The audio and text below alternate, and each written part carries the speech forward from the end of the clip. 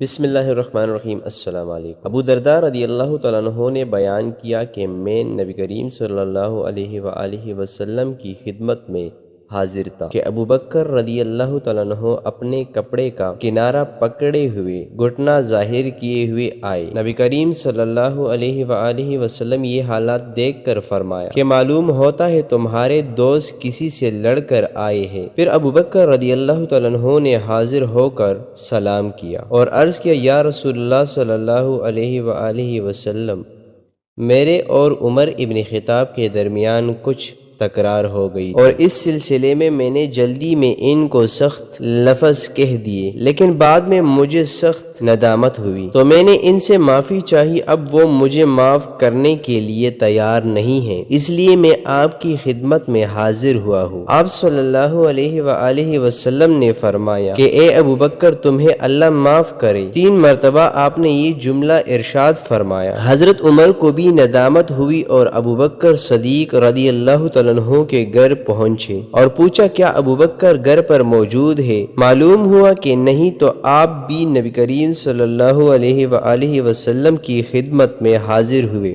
اور آپ نے سلام کیا۔ نبی کریم صلی اللہ علیہ وآلہ وسلم کا چہرہ مبارک غصے سے بدل گیا اور ابو بکر ڈر گئے اور گھٹنوں کے بیل بیٹھ کر عرض کرنے لگے، یا رسول اللہ صلی اللہ علیہ وآلہ وسلم، اللہ کی قسم زیادتی میری ہی طرف سے تھی۔ 2 مرتبہ یہ جملہ کہا۔ اس کے بعد آپ صلی اللہ علیہ وآلہ وسلم نے فرمایا کہ اللہ نے مجھے تمہاری طرف نبی بنا کر بھیجا تھا اور تم لوگوں نے مجھ سے کہا تھا کہ تم جھوٹ بولتے ہو، لیکن ابو بکر نے کہا تھا کہ آپ سچے ہیں اور اپنے جان و مال کے ذریعے انہوں نے میری مدد کی تھی، تو کیا تم لوگ میرے دوست کو ستانا چھوڑتے ہو یا نہیں؟ آپ نے 2 دفعہ یہی فرمایا۔ آپ کے یہ فرمانے کے بعد پھر ابو بکر صدیق رضی اللہ تعالیٰ عنہ کو کسی نے نہیں ستایا۔ خوبصورت ویڈیو کے لیے ہمارا چینل ضرور سبسکرائب کر لیجئے گا